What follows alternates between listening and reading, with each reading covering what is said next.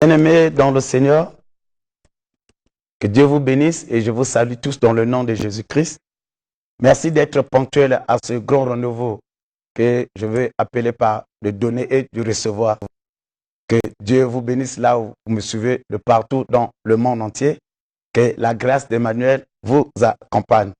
Alors, nous allons prier. Seigneur, nous voulons bénir ces moments, que ton Esprit Saint nous accompagne, que ton Esprit Saint soit le seul maître guide pour cette prédication de ce matin. Que ta grâce nous accompagne. Béni sois-tu au nom de Jésus-Christ. Amen. Alors, bien-aimés, nous sommes dans le thème, la continuité de notre thème, les pleurs de Jésus. Et lorsque nous parlons de pleurer, à titre de rappel, c'est déplorer les fautes de quelqu'un. Lorsqu'on parle de pleurer, c'est déplorer les fautes de quelqu'un, ses égarements, ses malheurs.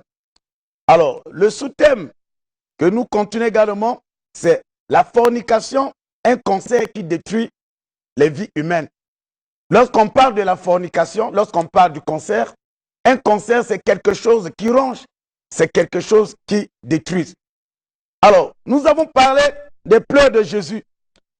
Le long de la Bible et de son ministère, Jésus a eu à pleurer 2 fois.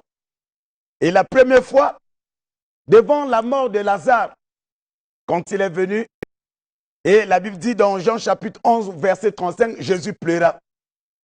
Et pour la deuxième fois, avant d'entrer dans Jérusalem, dès qu'il a vu la ville, Jésus a pleuré.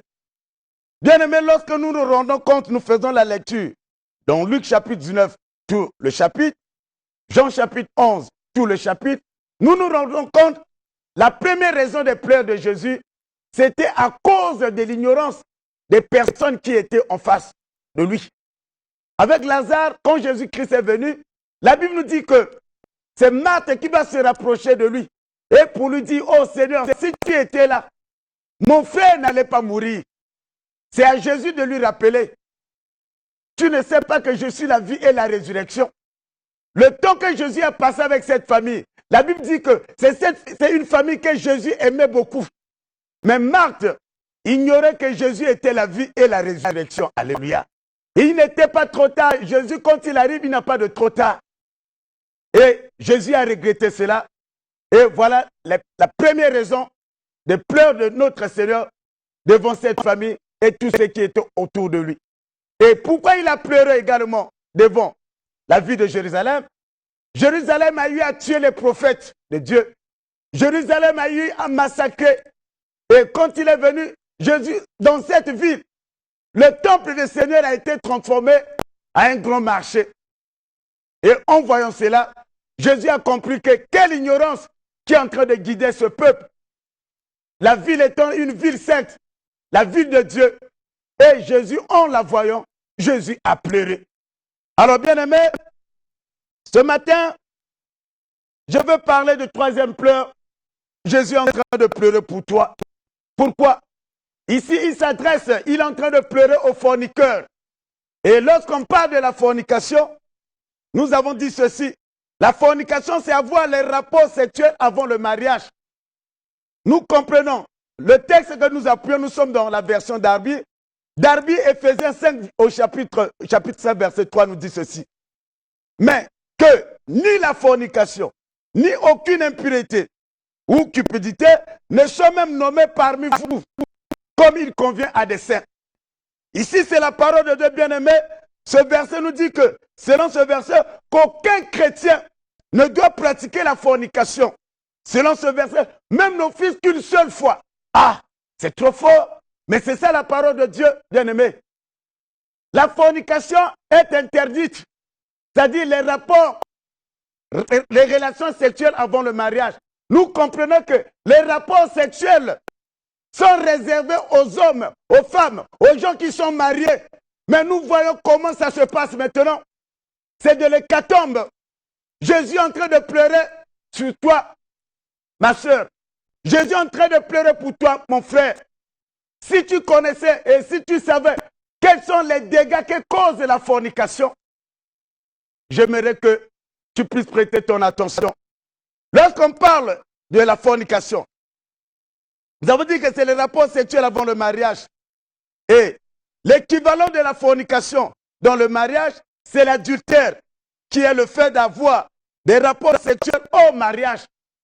Lorsqu'on laisse son mari, lorsqu'on laisse sa femme, et on sort, on va hors du foyer et pour aller accomplir d'autres actes sexuels. Voilà ce que la Bible condamne. Et on nous dit encore la fornication, c'est aussi la débauche. Et lorsqu'on parle de mot débauche, traduit une série de dérèglements, surtout sur le plan sexuel. Je dis bien le dérèglement. Lorsqu'on parle ici, et parler de dérèglement, nous avons la pédophilie, nous avons l'homosexualité, nous avons le lesbianisme, nous avons ce qu'on appelle la masturbation, le fait de se donner le plaisir soi-même, les personnes de même sexe.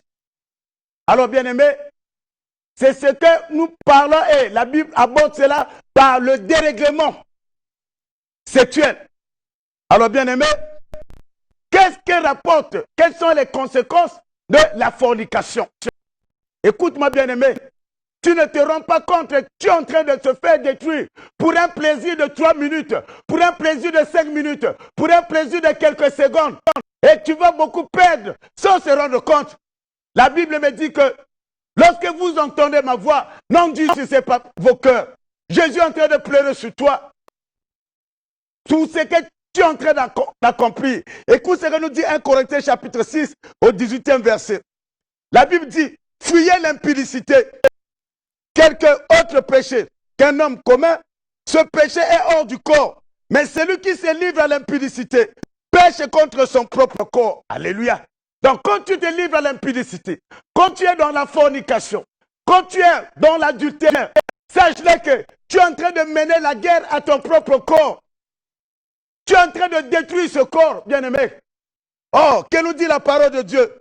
Le corps, c'est la partie de l'être qui nous permet de rester en contact avec le monde. Avec ce corps, nous allons voyager. Avec ce corps, nous travaillons. Avec ce corps, nous allons en banque pour toucher le salaire. Avec ce corps, nous accomplissons les œuvres pour nous mettre en contact avec le monde extérieur. Mais quand tu détruis ce corps, tu le détruis déjà à travers la fornication. À quel moment que tu vas te marier? Tu diras que j'ai des blocages, l'oncle est sorcier, alors que c'est toi-même qui es en train de détruire ce corps. Comment tu vas toucher de l'argent? Comment tu vas manipuler le commerce? C'est avec ce corps que tu vas entreprendre toutes ces choses. Mais lorsque tu détruis ce corps, tu comprends que tu vas tout freiner. Alléluia. Au moment que quelqu'un est en train de m'écouter et que ce monde de la fornication te quitte, que l'esprit de la fornication qui est en train de te manipuler, tu sois libéré de cet esprit au nom de Jésus-Christ. Écoute ce que nous dit la Bible. Lorsque tu es enivré dans ce vin, c'est la reine des impudiques qui te manipule. La Bible dit que les rois de la terre se sont enivrés de son vin. Et c'est aujourd'hui nous voyons comment les mariages, que j'appelle les mariages des adultères, 4e, 5e, 6e bureau.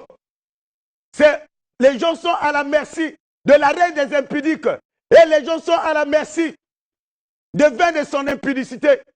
Nous voyons les hommes mariés, les femmes mariées dans les administrations en train de faire la débauche sexuelle. Alors, tu te dis que tu es chrétien. Tu te dis que ouais, tu es chrétienne. Être chrétien, ce n'est pas seulement aller à l'église, mais c'est de mettre en application cette parole de Dieu. Que cette parole t'apporte la guérison. Que tu sois délivré lorsque tu écoutes ce moment. J'aimerais dire à quelqu'un, ce que nous sommes en train de vivre, c'est les signes de temps de la fin. Covid est parmi les derniers signes pour annoncer l'arrivée de notre Seigneur. Jésus viendra te surprendre dans la fornication.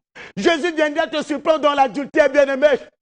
Quel sera le moment que tu vas rencontrer? Est-ce que tu seras prêt, bien-aimé? Écoute ce que nous dit la parole de Dieu. La parole de Dieu nous dit, nous sommes toujours dans la version d'Arbi. Proverbe chapitre 6, verset 32 nous dit que celui qui est en train de forniquer est en train de détruire son âme. Celui qui commet l'adultère avec une femme manque de sens.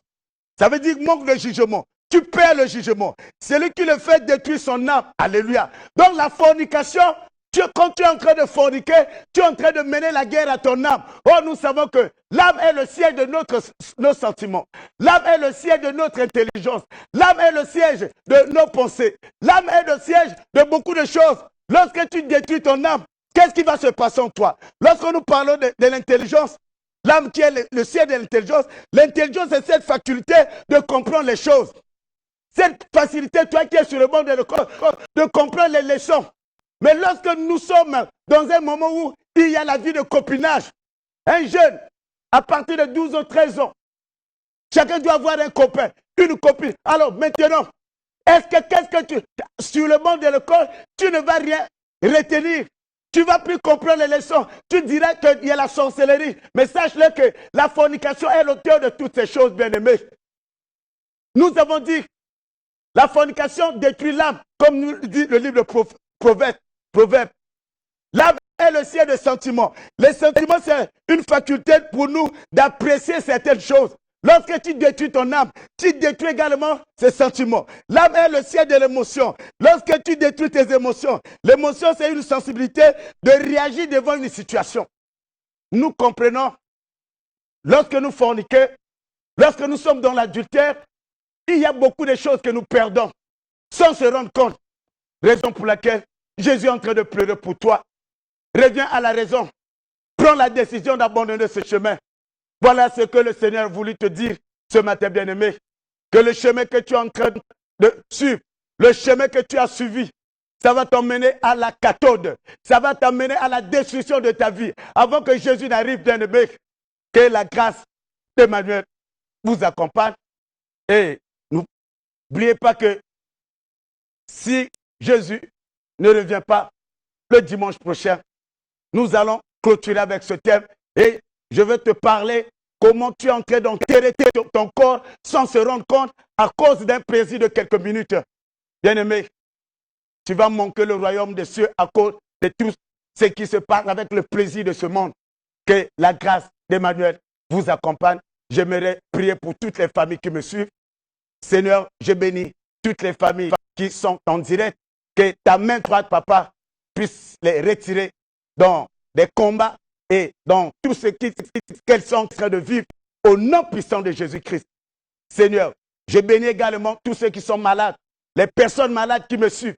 Que ta main droite, papa, puisse apporter la guérison. Que ta main droite, papa, puisse les arracher de toute maladie. Ceux qui sont atteints de Covid-19, Seigneur, ta main droite est plus puissante que cette pandémie.